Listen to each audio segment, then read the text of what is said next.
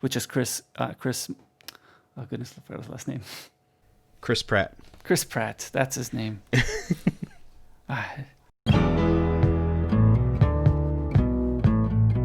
Welcome to my Hill to Die On, episode 1. Everyone has things they are passionate about. Things we want our friends to try and experience. So we convinced each other to try different things. And we talk about these experiences to see if we can get just one more person to join us on our hill to die on. We each have our own wheelhouses of various things that we're very passionate about. My name is Ryan Smith. I tend to hit everything from books, movies, games, TV shows, everything. I hit a little bit of everything. I tend to be a bit of a jack of all trades when it comes to my nerdy hobbies. Yes, I'm Nate Rudd. I am a big fan of science fiction things in general, TV, books. I like to be put in new worlds and try to figure out how I would react in these worlds, how I would react with these characters. So I kind of like that stuff that tries to get me to think about the situations that people are, the characters are in and where I am too. So I like that kind of stuff. I am a big computer guy. I am big into Macs, as you'll see. So yes, these first topics today fit me pretty well. We wanted to bring you all along on our journey here, where we discuss various things that we feel strongly about, that we want you to experience and basically learn more about our hill to die on. Let's start with WWDC. I have some overall impressions and things that I missed or was hoping for. You mean like a keyboard? Yeah, like a new keyboard and a MacBook Pro. Yes, that would be nice. I did find it amazing at how packed this WWDC is. Mm-hmm. Yeah, I mean, to me, like, they didn't even mention compatible devices. They skipped stuff in slides because they wanted to get everything in. Like, it's obvious they cut stuff out. Oh, yeah. It was just jam-packed. It was one of those ones where they had so much to say and so little time to say it. There are things that could have been mentioned for 10, 15 minutes that they got done in 2 to 5. Yeah, watching the State of the Union, I've watched most of it. I haven't quite finished all of it, but even watching that one, like, yeah, they had lots of stuff that they didn't even talk about. One of the things I heard, I think it was Jason Snell say, this is not the culmination of a year's worth of work. Many of things that were announced were the culmination of many years' worth of work, which I think is a great way to look at it. This is so much stuff just finally came to fruition. Exactly. Most of these things were not planned since last WWDC. Mm-hmm. They've been working on these things for a long time. Yeah, especially Swift UI, which got very little time. Must have been at least 1 or 2 years worth of work. More than since the last WWDC, maybe 2 or 3 years worth of work. But yeah, it's a lot of work to do that. And I think it's on the right move. It's huge for the platform because now you can develop everything from an Apple Watch app to a Mac with Swift UI, which is pretty amazing. Yeah, and the fact is, at the end of it, we have all these things, and because they're trying to get all of their platforms to have unique OSs but very integrated OSs where they're all working together, it just seems like the correct move to go. Yeah, playing off the strengths of each of them, right? Yeah. Well, one thing I missed was an ARM Mac. I think I would have liked to have seen an ARM Mac. Well, maybe that 16-inch next year. It could be. It still could be. I think I'm expecting the MacBook One to go that way. I don't think it would be that bad for it, actually. I think it would make that computer faster, probably. I think that computer slowness, well, besides the fact that it only has one port, but I think that computer slowness is one of the things that bothers me about it with the teachers that we support. That MacBook One is just too slow. It's on the border. If it was any slower, it would be horrible. Probably suffices for most, but it's not a really great computer. Yeah, anytime somebody wants to go in that direction, I can't feel but try to say, you know what? I think you can do better. I convinced a few people this time around, this purchase cycle, to go with the MacBook Air, which is a much better computer, I think. Mm-hmm. Only one teacher got a MacBook One, and she had specific reasons why, so it was fine. It makes sense. Craig Federighi's jokes on the slides were great again. If you pause when his slides are up and read through the slides he has, like he's got a thing, how can we make shake the iPad better? Like shake to shut down, shake to restart. Like there's some good ones on that one. I think he's got one that says, how can we bring more Windows users to iPad? And says, have a disk defragger. And has a little graphic of a disk defragging on it. It's pretty hilarious. His jokes are great. Capped off with his iTunes joke at the end. Can we fit more stuff on iTunes? Yes, we can. That was great. Only he can do that, and it's wonderful. When he was saying, couldn't we fit more into iTunes, I knew he was joking, but it was just, part of me just was filled with that fear of, what if somebody actually wanted to do this? Because there was already so much in iTunes. Yeah. I'm so happy that they decided to split it apart. The second doc was great. That was just great. One of the things that Craig Federighi said in his interview with John Gruber in John Gruber's podcast was that they were, again, talking about the speed of the keynote. They were trying to get things down, and the marketing people have stats on how many slides each presenter can get through per minute. And apparently he was one of the top slides per minute people. So they like, oh, he can have more slides. It's okay. Because they know he can get through more slides per minute than other people. So that's pretty funny. The last thing I have is this new Pro Display thing. Nobody else has said this. I don't see why nobody else has made this connection. But the new Pro Display is the same price as the base model iMac Pro. So you could either get a Pro Display or a whole nother professional Mac for the same amount of money. Get a Mac Pro and then get a whole nother iMac Pro for the $5,000. Well, it's so much money. I get it. But again, what I keep coming back to is the display that they're selling here is not for people in our budget. Yeah. Well, it's not for us. It's not for what we want. No, it is for professional designers, for artists, for filmmakers, the people who need to see everything in 6K resolution. Mm-hmm. I've wanted to get a Mac Pro for a server, but realizing that what I really want in a Mac Pro is multiple cores and a bit more RAM than general and ECC RAM, so that if something goes wrong in RAM, the whole computer doesn't crash. It just fixes itself and continues to run. Because again, we want the one or two servers that we have at school to continue running. So that's what I really want. I don't care what graphic card it has. I don't care what monitor it's hooked up to.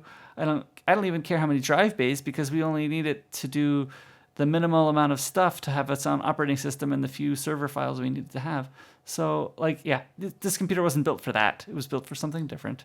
We do not need 28 cores or 1.5 terabytes of RAM. No. It'd be nice to have, but we don't need it. What I do think is that out of all of this, the Trash Can Mac Pro, while maligned as it is, I do think that it is kind of the computer for what I am looking for, somewhat personally too.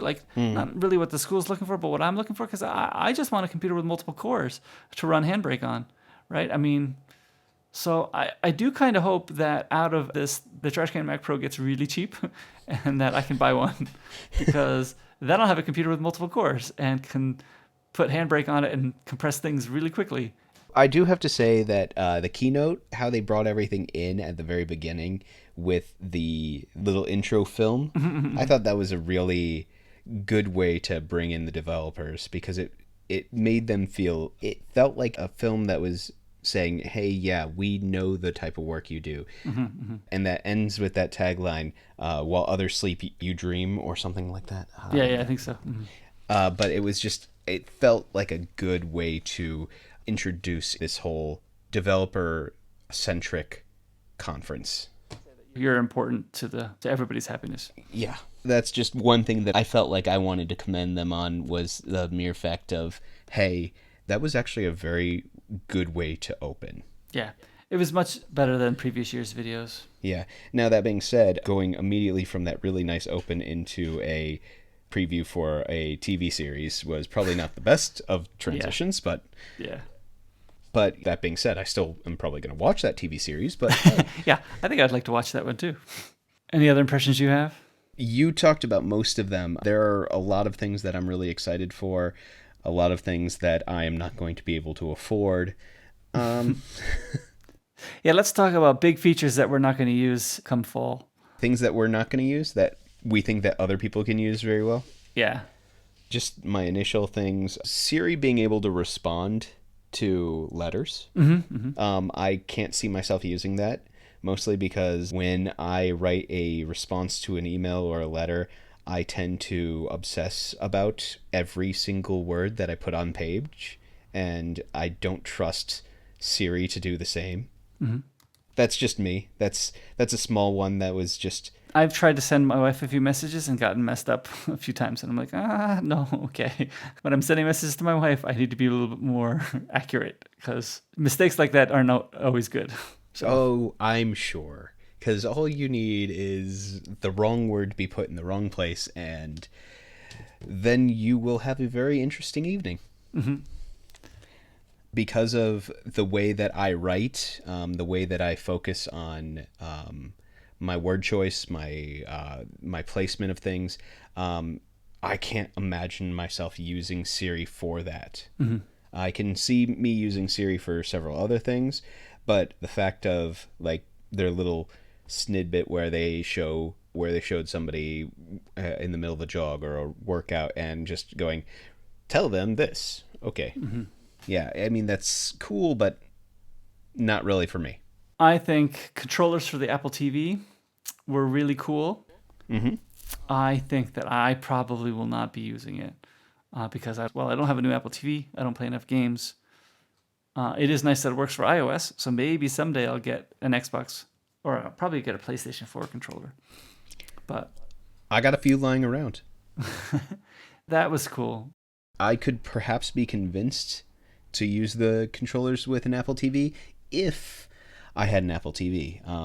I have enough gaming systems to basically play until the end of time and still not get to all of my backlog.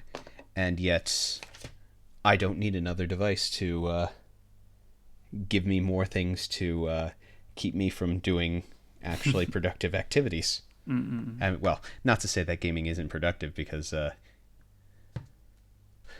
is my number one hobby. So I didn't really like the hourly chimes on the Apple Watch.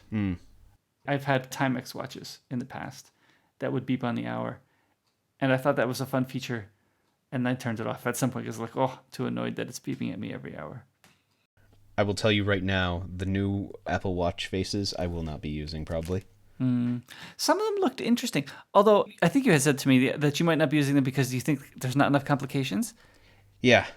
It seemed like you could actually get some complications on some of those watch faces, so I do wonder. It looked like they had a couple of customizable things for some of the complications, but yeah, I mean, I could be convinced to use some of them. Well, see, I mean, it seemed like the gradient one you could have without any complications, or you could have complications on all four corners. Now, it's not as many complications as your infograph face. Yeah.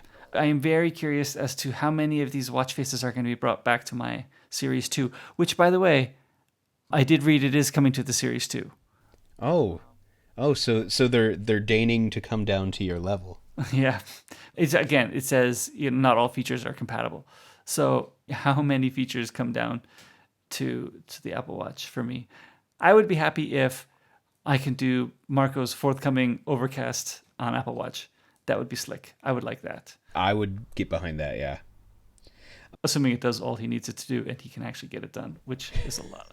For somebody who has no idea how the coding works, I hope I hope he can, but it sounds like a scary thing to me. Good luck, Marco. Pretty much. Yeah. Also, and this is actually one that pretty much everyone will disagree with me on, but it's simply because I will not be using it. The new updates to pictures, photos. Yeah. I probably will not be using that, simply because I am not a photographer. I do not take a lot of pictures. I usually delete any pictures that I don't want anyway. So the fact that they are limiting me to only one of them, are not limiting, but they're trying to filter out down to that. It seems like a really cool thing for the person who takes 28 selfies all in the same location. But for me, who takes about 100 pictures in an entire year, Not really the best fit, but again, it's a really cool thing that I think is will be really good for most human beings. I'm just the outlier. It's interesting to me because one of the things that I kind of like about the way that it currently works is I know that if I've taken a lot of pictures of the same thing, that's one of the big events in my life. So often when I'm scrolling through my photos, that's what I look for is a lot of pictures of the same thing. And usually what I do is I favorite one of them so that I know later on, oh, this is the one that I liked. I look through my photos, and for example, aside from the pictures of a lot of whiteboards, Yeah. which I definitely have, I basically have my pictures from spring break this year, and then prior to that, the spring break the previous year. Really, tons of pictures. So, my one big vacation trip a year, and take a lot of pictures there, and never take pictures again. Yeah. Once again, I do all my traveling alone. I know that you take a lot of pictures because you're usually going with your family, and you want to get Yeah, pictures of my kids. Yeah, exactly. So for me, it's a cool update that I think will be really good for most people. It is not going to be something that I'm really was really chomping at the bit for. How do you feel about the iPad thumb keyboard? I think that's something that's not going to work for me. I can't do that, but I don't see myself using it too much. It looks nice, and I mean, I understand the purpose of it to kind of give you so you can hold it in one hand and do your typing. But as of right now, because my iPad is still a little antiquated, I haven't really thought about doing anything like that. I'm still running on what, an iPad 2? no, iPad too. Oh, yeah, that's right. I have some ways to catch up, which is why I have been, with all of the new advancements in iPad this year, I am very much leaning towards going out and splurging a little on myself this year. Yeah, with the iPad being able to do USB sticks and stuff, the iPad Pro is looking better. But it is a big jump in price. Yeah, the only reason why I'm hesitating on the iPad Pro is that jump in price. Especially because the iPad Air, the one that had been announced, basically it seems like a very good device for most people. And you can get almost comparable specs except for a few things like, okay, you're right, the charger in the iPad Air is lightning. Oh man, that changes everything. I don't know if you can get they have the Lightning to USB kit, but can that read the USB sticks? I don't know. I don't know if it has enough power to power the USB stick. Yeah, that's a good question. That might push me into actually caving and getting a Pro. Yeah. Oh, Yeah. I might have to take one for the team and buy a Pro. Oh, such a sacrifice. I do it for everyone involved. You. Me. One of the other big things, and he talked about a lot in the State of the Union, was the accessibility voiceover stuff. Mm-hmm. And that is pretty cool, all the stuff that it can do. They've made it much easier for somebody who can't touch the screen, I guess, to navigate. That's pretty cool. Not something I'm going to use too much, but it is pretty amazing. Another thing that I thought was really cool was the ability to do Find My Device stuff. Oh, yes. Oh, I'm going to use that tons. Oh, I'm sure you are. The Find My Device stuff just sounds so awesome. I put it in this category simply because I hope I don't use it, because that will mean that I have lost something. Most of my family members only have one device. Like, nobody has cellular Apple Watches or multiple iPhones. So usually Find My Friends has worked fine. But hearing others on podcasts talk about how they have family members with multiple devices and tracking all their devices through Find My iPhone in the past makes sense to me. But yeah, everybody at the moment still only has one device. But I continually use Find My Friends frequently to find where my family is. So I'll still be using that. Oh, one thing that I forgot to mention are there advances in HomePod stuff. Oh yeah, even handoff. I think that's great too.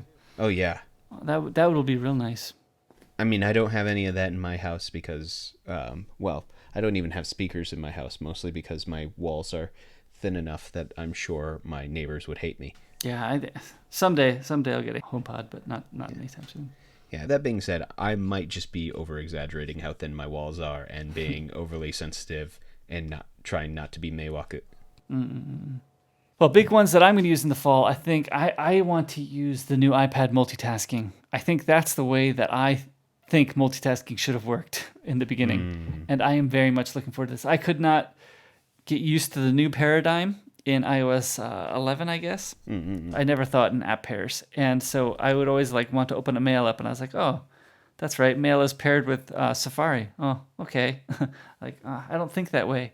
I'm very much looking forward to the new multitasking and multi-windows and things like that. That's definitely the way I think. But again, I'm definitely a Mac person, generally speaking. I have a hard time doing a lot of work on an iPad. And so I think in multiple apps and multiple windows, I think the new features are going to work well for the way that I at least think and approach computing. So that's kind of nice. So because we were just talking about the iPad, I would like to talk about iPad OS.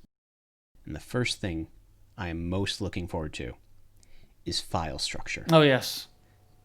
Ooh, and even the SMB shares means that we can connect our iPads to our Synologies directly, which is pretty slick. So you store files on your Synology, boom, you can pull them right up. That is going to be nice. Yeah. This coming from the guy who any online drive I have, I usually once every couple of weeks to months reorganize my file structure. Having the ability to do that on an iPad is something that I have always wanted. And of course, the most important of all features that should always belong on any device you get, dark mode. Yes, I think I will probably use it on the phone. I have not used it on my Mac, but I think I will probably use it on my phone. I do like the darker screens better. We'll have to see, though. I use dark mode everywhere. If you have a dark mode, I will use it. If you don't have a dark mode, I will be depressed. Yeah, all the apps that give me the option, I usually switch dark mode on. So I think I probably will use it. I don't have an OLED phone, but still. No, I mean, I don't either. But you know what? I think dark mode is more visually attractive. And frankly, also, if you're in a room that you're trying to save a little bit of electricity, so you're turning off some lights and it's a little bit dimmer, not having a bright white screen blaring into your eyes is probably a little bit easier on it. Well, one of the features that I'm planning on using is the new CarPlay features. Now that you can see the song that's playing while you're looking at the map, I will like that. So today, while I was driving, I had my Google Maps pulled up on my phone in CarPlay, and the song changed. I'm like, oh, I wonder what this song is called. It happened to be stopped at a stoplight, so I could click to the music app and see, but it will be nicer when that's just together. So I'm assuming you're not using those features, but... well, the lack of the car tends to do that. I think that will be pretty nice. But in another car-related one, being able to sidecar with another iPad thing, being able to have a second window or a second screen using your iPad. That will be pretty slick. I think that'll be real slick. I am a little curious on how interactive it will be, on how much I'm going to be able to control from my iPad about my Mac. Seemed like a lot. I guess you get to decide on your Mac. Wow. I don't know. I'm making a guess, but I guess you get to decide on your Mac how much control you give it, whether you accept touch inputs or not. Well, here's the other question. Will you be able to basically pull in from the iPad, or will it have to be initiated from the Mac? I think it's push. Yeah. From the Mac to the iPad. Makes sense. That's the feeling I've gotten. I don't think you can pull it into the iPad, no. Apple's sign-on is very intriguing.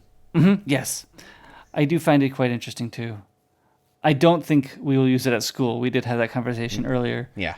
But I do think it is a big feature for apps. And it is quite interesting. Apple is saying that all apps who use third-party sign-ins must use Apple sign-in by the fall, which is quite an interesting rule to put forward. But hey, if they're using third-party sign-in, sure, why shouldn't they use Apple sign-in? If you're keeping track of names and passwords yourself and you're not using Google or Facebook or something, then fine, you don't have to. But that is quite interesting. I think it will be quite nice. Well, and one of the things that I think is fantastic is the ability to give them basically a forwarding email address. Yes, and disabling it later if you want to. Yeah, because I have far too many times had my email address sold out, which ended up with me having many, many email addresses that are the dumping ground of all of the emails that basically have just gotten sold off. I would prefer not to have to change my email every couple of years due to the fact of it being compromised or being sold to every Tom, Dick, Harry, and Google. Or tracking where you're logging in and when, stuff like that. One of the things that I am intrigued is also a voice memo on your watch. That is just one of those things that I don't know if I'm going to use it, but I'm intrigued to see how it functions, to see if I feel like fitting it in. Yeah, I think that would be pretty nice. I don't often use the voice memos on the phone, but I am a big user of the Notes apps on the phone. I do use Apple Notes the most. It would be kind of nice if I could save voice memos into Notes, and I don't know if you can do that even from the phone, but I got to figure out a way to take down information better. I got to figure that out somehow. Well, I mean, if nothing else, you get to look like a spy when you're walking through talking into your watch. Yep. And if you get nothing else out of it, I feel like you've achieved something there. You see, and the problem is, since I don't have a Series 4 Apple Watch, I can't do the Dick Tracy phone thing with you. So I almost answered this podcast the first time on my watch. That would be fun. Oh, one of the things I would like is when you plug in your phone, nothing shows up on the screen in Catalina. I like that because the other day at school, I just plugged in a whole bunch of iPads to my computer and all of them asked if they could see my iTunes. And that was quite annoying. So yes, plugging in devices and not getting a question on whether or not this can be trusted or whatever, that would be quite nice. I would like that feature. Yeah, I have done my best to avoid plugging my phone into my computer for years because that annoys me so much. I do other backups just because I hate getting those things so much, but I might actually be convinced to plug my phone into my computer once in a while now. The last thing I think I had was watch trends. I think watch trends will be quite nice. When summer break ends, I will not be running as much, and then my watch will be busy telling me now that I have not been running as much. But that'll be interesting to see, and it'll be interesting to see, if I pick up running again in next year, it'll be interesting to push the trend further and further up, and I think that's kind of a nice thing. It's a nice another motivator. So you're saying that when summer break ends and you go back to being the coach of cross country, you're going to stop running? It's amazing as coach. You just don't get chances to run because everybody's asking you questions, and then they can catch up to everybody else. I can't catch up to everybody else, so I have to get on my bike to catch up to everybody else. I'm just too old. I can't catch up to those speeds. But I'm hoping it's the first. See, here's the problem: the first meet isn't until the 7th of September. So I do hope that, which is like 2.5 weeks into school. So I will have to run at least a little bit because I want to maintain my whatever I build up over the summer. I want to maintain it at least until that meet because I want to race at that meet to see if I can beat my previous best time, which is not great. So I hopefully can. But yeah, watch trends I think will be quite neat. Oh yeah, I think a lot of the health advancements they're adding I thought were really really neat. I would love to see watch seasons. Like, oh, this is the summer season. How much are you running this summer season, right? Compared to last season, it would almost kind of be nice to have seasons that you can custom define, which probably custom defined seasons causes the problem. How do people know what to define their seasons? But it would be a neat feature. Yeah. Oh, I am super excited that they are separating iTunes into multiple things. That is something that I've wanted for years on the Mac. And I think it's quite interesting too, because listening to some of the predictions ahead of time, I was kind of dreading this. I was like, oh, they're not going to handle this well. There's going to be features missing. And there probably still are features missing. Oh, yeah. But I think I was surprised at how many features still remain in the way that they broke things up. There's got to be something that's still missing. But I even liked how device syncing was in the Finder. That makes sense. It actually seems pretty good. Yeah, I am quite interested to see some people who try this out and say, yeah, this one or two features are missing, so you might need to have an old Mac around if you're trying to do that. But not bad for this attempt. It doesn't seem like a 1.0. It seems like they really thought things through, so it's pretty good.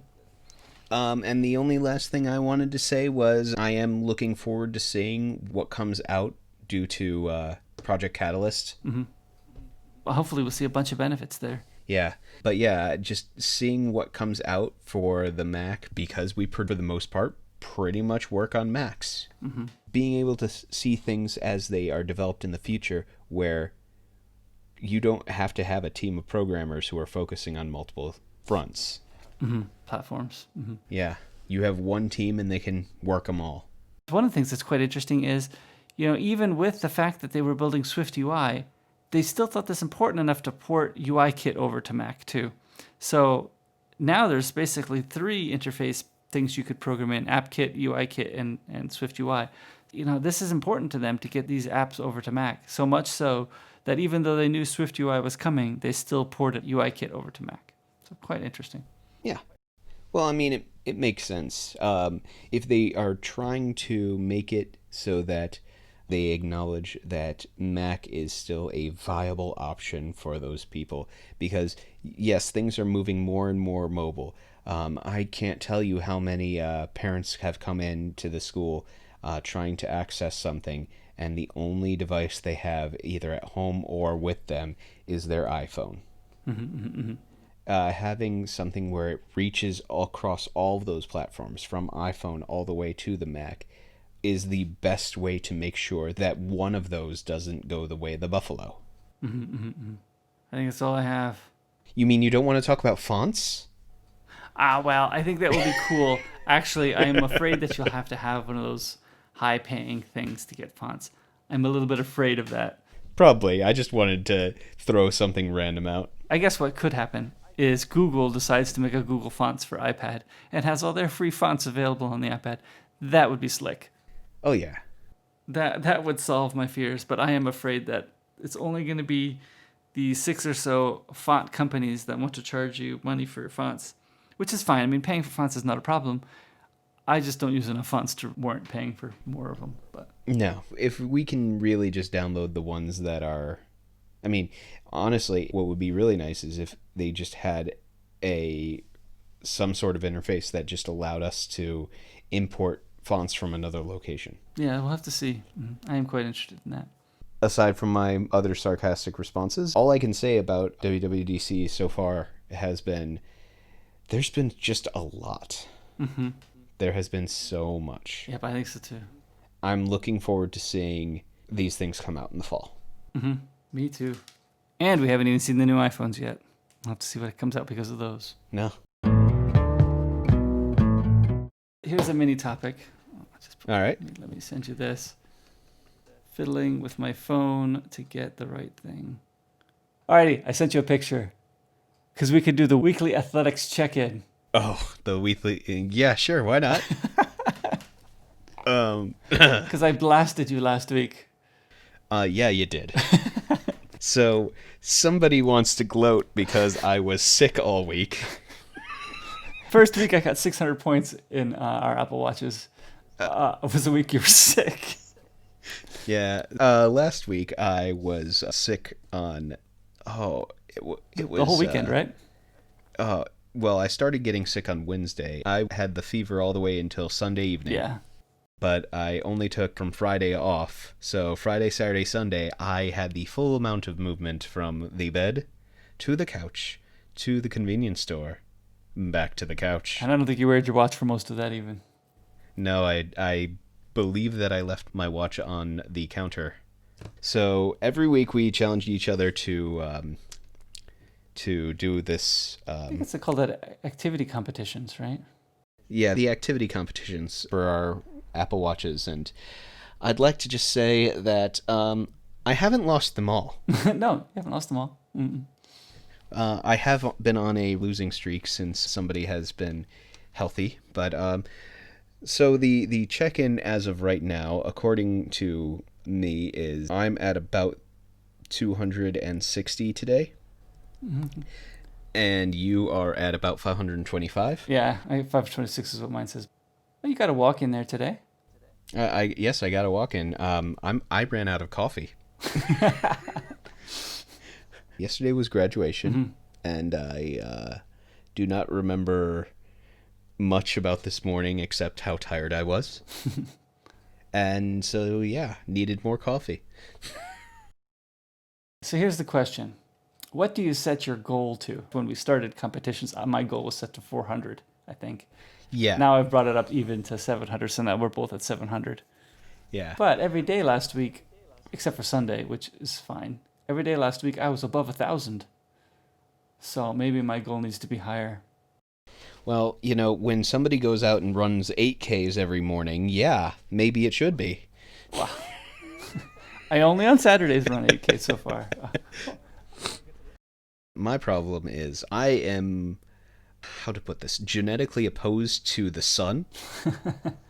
I say hello to the sun, and it responds by burning me to a crisp and turning me the lovely shade of an apple.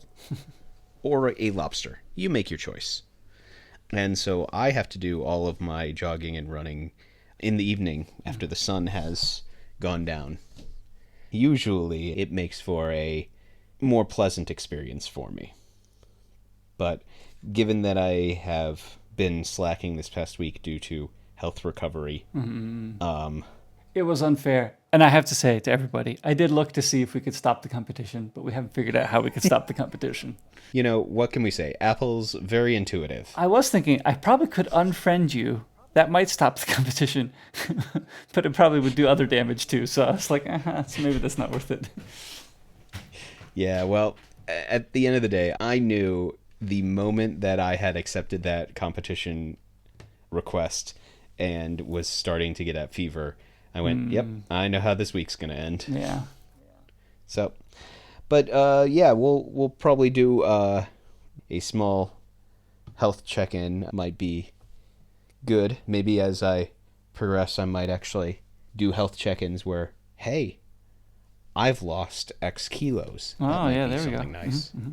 Because therein lies my problem. My problem is not necessarily keeping active and things like that, but it's the fact that if I do not be active, I will be a fat man in a little coat every time we have to get into graduation suits. So for this first episode, we wanted to go with something we've both seen before. We've both seen Passengers before, and we both felt that it was rather unjustly maligned, or not given its fair shake. And I think this is a neat one because it does build a little bit of a world. And it does it very behind the scenes, it seems to me. I like how the movie opens where there's no voiceover. It's all titles, right? It's a little bit of, let's tell you what's going on. You're on a colony ship owned by a company. One of the greatest forms of storytelling that it has is right at the beginning when everything is going wrong. You see the computer trying to deal with and repair everything, and just in these messages, you don't hear about any of this stuff happening until far later in the film, but you see, oh, we're repairing this. Oh, we're repairing this. Oh, we're repairing this. And you notice one thing doesn't get repaired. And that's where the movie really gets going. Passengers has a very strong setting, and I feel like that's where it really shines the best in this world building, but also in the other thing that I really want to say they do very well is in the character of Jim. For me, one of the biggest positives of this movie is the character of Jim and watching his descent into realizing what his life is going to look like. Oh, yes. I like this part a lot, actually. And one of the big things I love about it is you have no idea the passage of time, except you see his beard getting longer and longer and longer the whole time. I love that. You don't find out till later he gives you an exact time. When he finally wakes Aurora up, he says, "I've been awake for 1 year and 3 weeks." And when you get introduced to that character of Aurora, you do get many occasions where you have some really interesting tidbits that get revealed in passing. Like the 7 weeks where he went around without pants. Right. You see one scene of that, but you learn later, 7 weeks. 7 weeks of that. Okay. That descent really shows his character. I mentioned earlier that this movie can be looked disparagingly on because of some of the choices that Jim makes down the line, but I feel like it's because of that passage of time and because of his basically mental breakdown, where he is dealing with the fact that he is alone, dealing with the crushing depression, dealing with all of that, where he is an inch away from pushing the button to kill himself. And I think one of the interesting things too, just prior to that, like he struggles for probably a few weeks on actually trying to get himself out, and he trying to get himself back to sleep. And he goes to Arthur and says finally, "Oh, I can't do it." And Arthur's like, "Oh, live a little," was his advice, which is interesting because I think Arthur's advice always is just, except for maybe that line, his advice is always agreeing with whatever you're saying, right? Like, "Oh, yes, you should do that." "Oh, but I'll kill her if I wake her." Oh, then you shouldn't do that, right? Arthur's always agreeing with him pretty much, like almost every time, except for this one where he says, "You're too stressed, go live a little." So he actually does give a little advice there. But yeah, so then he changes into this whole like, okay, I'll play all the games, I'll do some fun things. Yeah, but you can only get the top score on the dance-off so many times before. And I think just after he's like really crazy, right? And he's about to push the button, he goes out to space. One of the great things about that scene is I loved his sense of smallness, right? All of a sudden he's the dot in the ship. I mean, they do the scope of the ship every once in a while, but definitely on that scene, they cover it there too. Like, oh yeah, he's just this dot in the middle of nowhere, which is kind of neat. And I felt like that really summed up basically how he felt at that time, because he was the dot in the middle of nowhere and there was nothing else. Right. Not getting anywhere either. No, it was a very well done scene. I felt like that entire, I'm just going to say it. What happens after Aurora wakes up is, in my opinion, not as good as all of that build up. The setting of the scene, his descent. I feel like that is the best part of the movie. After Aurora wakes up and all the emotional drama, that's good, but it's not as good as of a character portrayal of a scene setting as the rest of it. I think so too. I'm not saying that the rest of it's bad. I'm just merely stating It's just not as good. Yes. Yeah, they did as a movie. It's a really good job of doing a whole lot with very little. All right, so Roar's actually woken up. I did a little pacing thing this time. I just wanted to see, because I thought the pacing was pretty good. Like, you never feel rushed into things. And sometimes, like, even later on, I feel like, wow, it was only that short, because it felt like a lot. But, like, Aurora was actually woken up 25 minutes into the movie. So she's not in the first almost half hour of the movie. Yeah. Which, I mean, you think about that and... Yeah. Whole 25 whole minutes of just him, which, I mean, it's just a half an hour with Jim. You don't even realize it's a half an hour with Jim, Now, I feel like this was a little time compression here for the movie, but he happened to run into Aurora right after his momentous spacewalk. I feel that's a little time compression for the movie. Like, if this was a real story, there would have been more time in there, maybe. I feel like if this was a real fleshed out story, as if it was in a book or another medium, yes, they would have done that. And I think he probably would have, in his trying to convince himself not to wake up Aurora, would have started reading about other people. Yeah. That way he would be like, oh, maybe I'm just fantasizing over this one person. Yes. Maybe I'll read about the rest of the crew. Yeah, watch all their movies. But what we see in the movie is him just watching Aurora. But even Arthur says how long it took him to decide. I forget what Arthur said, but it was a few weeks, right? Or maybe it was 2 months. I forget. I think it was 2 months. Something like that. You definitely see him cleaning himself up, which is quite interesting. Mm-hmm. And when he's cleaning himself up, that scene of him looking at himself in the mirror going, don't do this. Don't do this. Don't do this. Oh, yeah.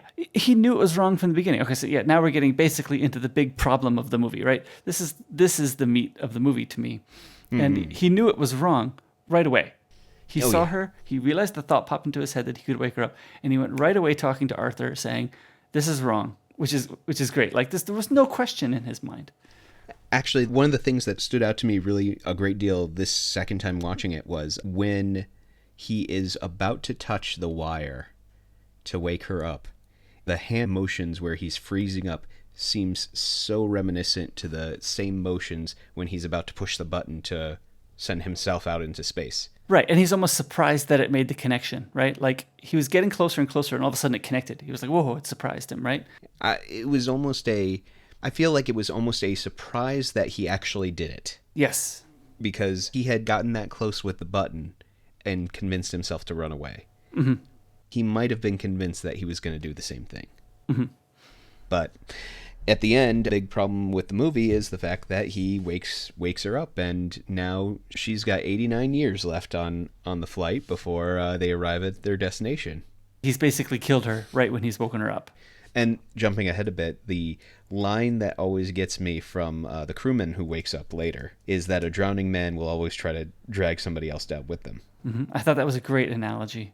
Actually, it always makes me think of, I've heard stories about when people do lovers' suicides, where they've tied themselves together and jump off a cliff.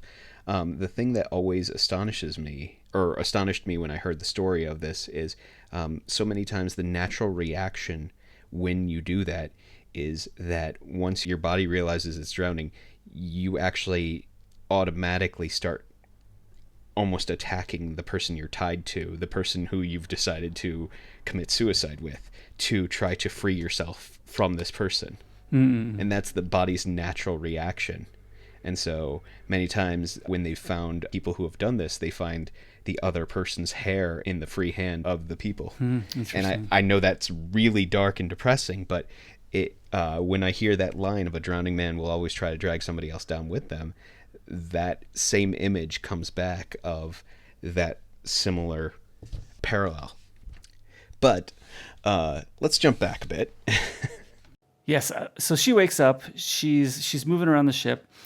I love when she comes up to him, when she's realized that, okay, she's on the ship. She's given herself a little time. She comes up to him and says, why'd you do it? And I just love him sitting there singing, oh my goodness, she's discovered already, right? I loved his reaction at that point. But it takes their first date, again, in my little pacing thing here, it took another 25 minutes to get to their first date. Their first date wasn't until 50 minutes. So she's awake for a long time. I mean, he gives her space. That's definitely true. Uh-huh. But it evidently also gets lucky that she actually considers him worthy to date. Yeah. Well, the thing that makes me laugh every time is in that whole exchange also, he's broken into like the suite. He's ripped things apart. Mm-hmm. Why did he not make sure to get the good food until she woke up? Yeah. Couldn't figure that one out, huh? Or gone into the stores and into all that storage and grabbed something there. Yeah, it is interesting. So one other weird design that caught me off guard a little bit is when he opens to get to the bridge, he scans his bracelet and it opens a door to lead to another door that is locked. Why are there two doors? My only thing was, could the bridge be jettisoned? I guess that was my only thought there. But still, even the crew quarters had that too. So, or the crew sleeping thing. So I don't know.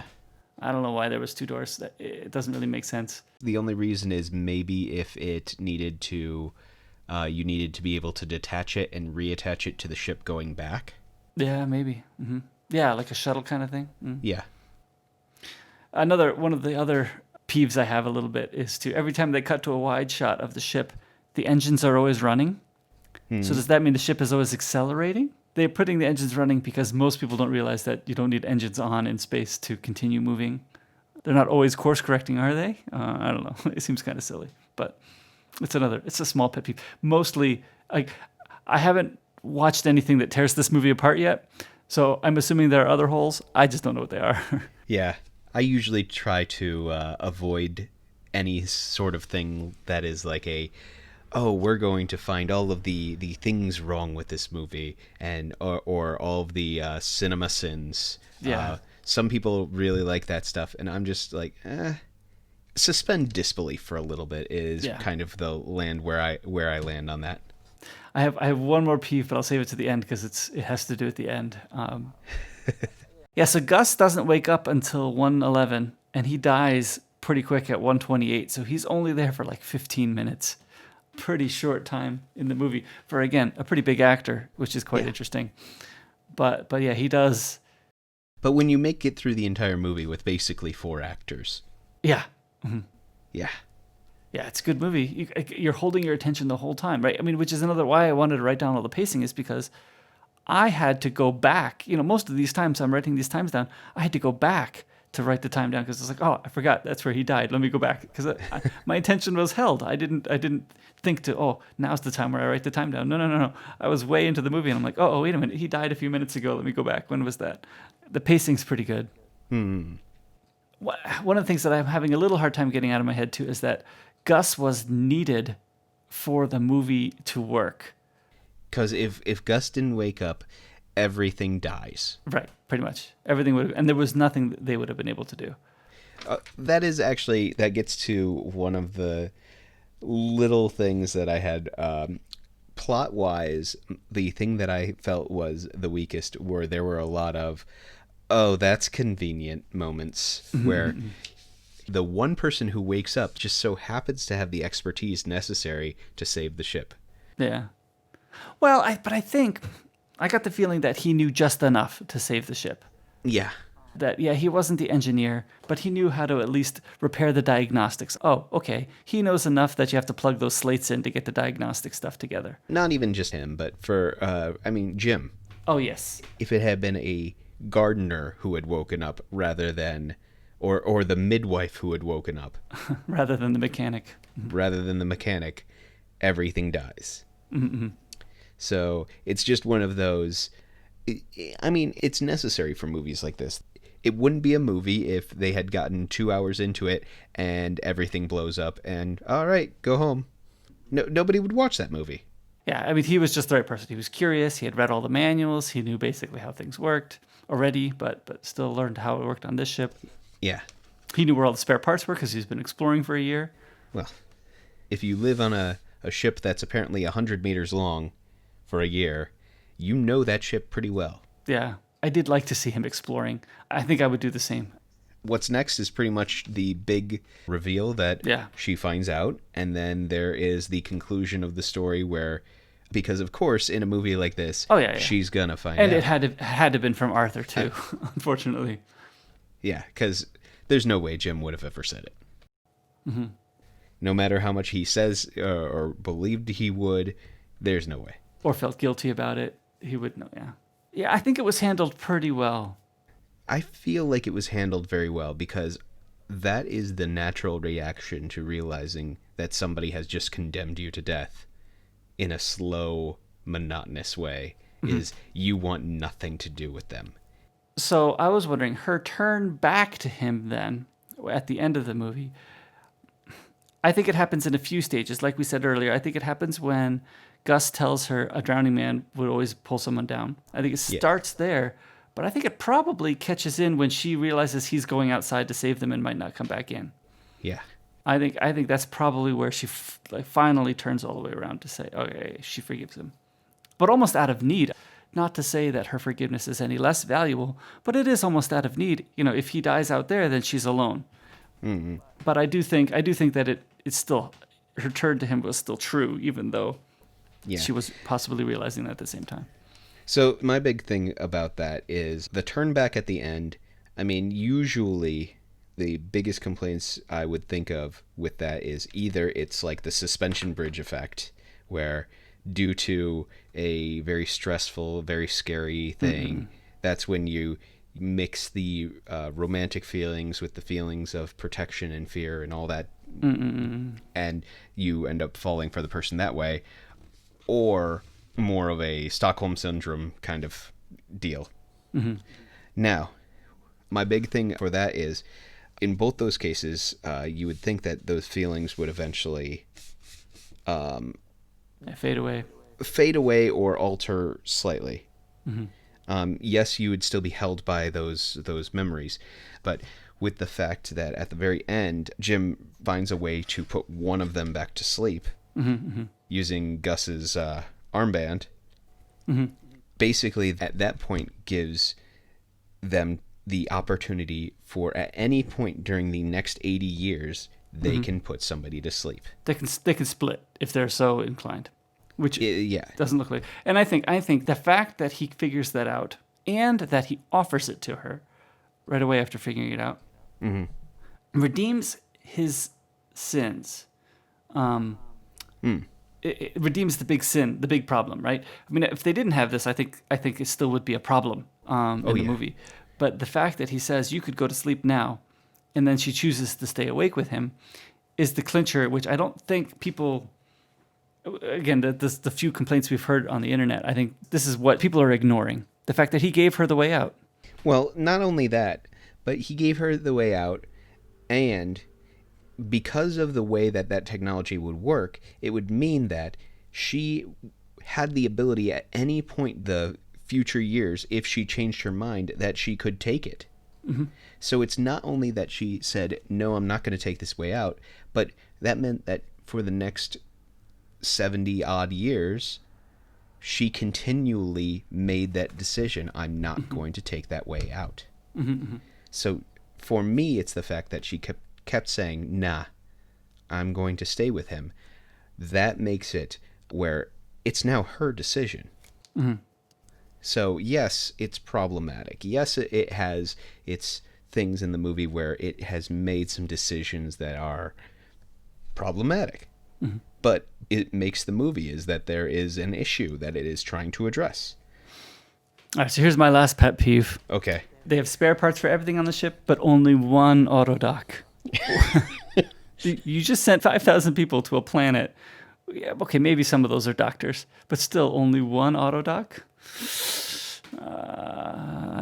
Okay, that's my last pet peeve there. But it's like, okay, there should have been a spare one of those. There should be two of those. But anyway, it wouldn't be as fun of a story if there was... Yeah, what would have happened? They would have both gone to sleep and woken up and then had to deal with some consequences of some of the choices they made while they were awake. Okay, building on their little world here, because they've died before they got to the planet, they don't owe that company any money, right? That's how that I would assume so, because otherwise the debt that... The $6,000 phone call. That's great. Who inherits all their debt? Yeah, exactly, right? Well, I'm assuming the company has to forgive them at least forgive Jim for the failure of his pod, right? They can't expect him to do anything. I mean, his pod failed. They have to just accept that. I'm going to go with the company would have to eat the cost on that one. Yeah, even the cost of Aurora, because, okay, that was just part of it. That was one of the things he did, so they're just going to have to eat that too, you know? I do kind of wonder if they were alive for 80 years, assuming 80 years, which is probably a lot, how much food did they eat out of the ship's stores? So when all 5,000 people wake, is there going to be enough food for everybody? I mean, it's a small dent for two people. I would assume they had overstocked. You know, I mean, especially given the fact that they're planning on, they have farming equipment, they have all that stuff. And also given the fact that they were there for 80 years and you saw that he had built the house at the end, who's to say they didn't also build a small garden out back? Yeah, growing their own food. I mean, if nothing else, it gives them something to do. Because you got two people on a ship for 80 years. You're going to want something to do. And I think that book she writes would be quite an interesting book to read, you know. I'd buy it. All right, so let's ask, do you think, but what would have happened if they had kids? We talked about this before, but here's the problem. If they have kids, you basically have a couple of options. First of all, you have if you only have one kid. Yeah, I liked your suggestion with one kid. Every time I think of two or more, I can't figure out how to do it. Yeah. But your suggestion with one kid, I think, is the way to go. Yeah, I think that was the best thing that I could think of is it. So if they had one kid, then what they would end up doing is they would raise the kid up until a certain age, and at that point, then they would put the child to sleep in the auto dock and say, "I'm sorry, but we're gonna pass on. We're not gonna live forever. We're not gonna make it to the new planet, but we want you to live, and so we want you to live out on this new planet." And so they'd put him to sleep, and in 60 odd years, he'd wake up. I think you could even be a little bit artistic with the sleep cycles too. You could start putting him to sleep for a year at 15 years old. For every year, if his life becomes 2 years in real time, you could be a little artistic with it that way. As long as they could make it turn on and turn off. Yes, and that is assuming that, yes. So with everything we just talked about, I'm thinking about one problem with it. Would the child inherit their parents' debt? It would be very interesting to hear if that would be the case. From what she said, it sounded like that the homestead company makes money 20% for everything that he makes. It didn't say anything about kids. Yeah. But maybe she just didn't think to say it at the time too. So. No, I was merely thinking like that $6,000 phone call has got to be paid by somebody. Yeah, it's just the debt even, right? Even if they don't get any of his money, does he get the debt? Yeah. No, that being said, nothing about kids was ever revealed at the end of the movie. But it could be a good sequel. It could make a good sequel. For all we know, they could have had a kid, and you'd be watching them grow up with the kid, and then all of a sudden seeing their life on their new planet with this kid that wasn't on the manifest originally. In the eyes of the company, would he be a stowaway? I don't know. Yeah, they got to get faster communication. That's for sure. Yeah, because 36 years. That's not going to work. When you think about faster than light travel and stuff like that, then all I can always go back to is and I never know how to pronounce it correctly, but I always called it the Ansible. In reading it. It was from the Orson Scott Card books about Ender when he went out being able to communicate back. But even that, because you're moving so much faster, it seems like time is the same for you, but everybody back at home is getting older. So, and the message takes longer for it to arrive because you're going so fast. Yeah. In every single science fiction story, communication always is the problem. Until you get into things like Star Trek. Yes. Where they have buoys or something. Subspace relays. They have the technobabble that solves that problem. I'm going to go with sufficiently advanced technology. Which is pretty interesting in this ship. The significantly advanced technology in this ship was quite interesting too. Just some of the robots and... Oh, yeah. I mean, like, some of them, like, the little... I want to call them DRDs because that's what it's called in Farscape. But the little cleaning robots. Mm-hmm. I like how they join together to form the line. And they scurry when the lights come on. Basically, what we both come down to is the fact that this movie is a good movie that really gets into the mind of these characters, and it builds a very interesting world. Right.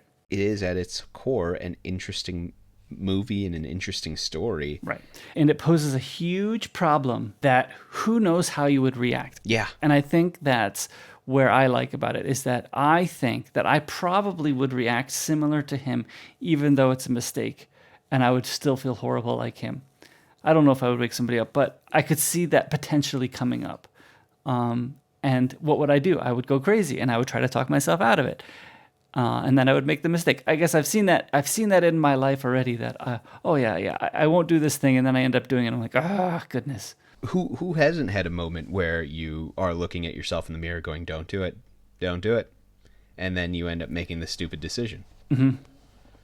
But I would say, I look at it and go, I'd like to say I wouldn't do it, and the only reason why I could probably say that I might not is the mere fact that in thinking about myself, I can't ever convince myself that I would know somebody by reading their blogs well enough that I'd go, this person would be a good fit for me. Yeah, I know. And I think that's where his madness comes into play a little bit too. I'm glad they drew that out. But yeah, I agree with you. And maybe he was just hoping enough to have friendship, But yeah, just reading their stuff and hoping that you'll be friends even, still that's even Yeah. a stretch. Enough to kill somebody for. That is definitely a stretch, because I think about all of the different things that you could read. Let's be honest. A lot of these are people's CVs. How many times do you think somebody's lied on a CV? Or said something nice on the video because it looks better. Oh yeah, I'm sure. And then you get to know their actual personality and you go, And I guess he might have been reading other stuff of hers outside of the application to join the ship, but still. oh yeah, it sounded like he read basically her entire body of work. But still, is it enough to know? It's enough to know how you're right. Is it enough to know how you are? If everybody decided to get to know me by first reading all of my college level essays, I'm going to tell you that they would have a very different opinion of me than the person I actually am. Mm-hmm. I sound a lot smarter when I'm writing an essay. I'm pretty sure I sound a lot more boring. Well, unless we have anything else, we could potentially wrap this up, I think.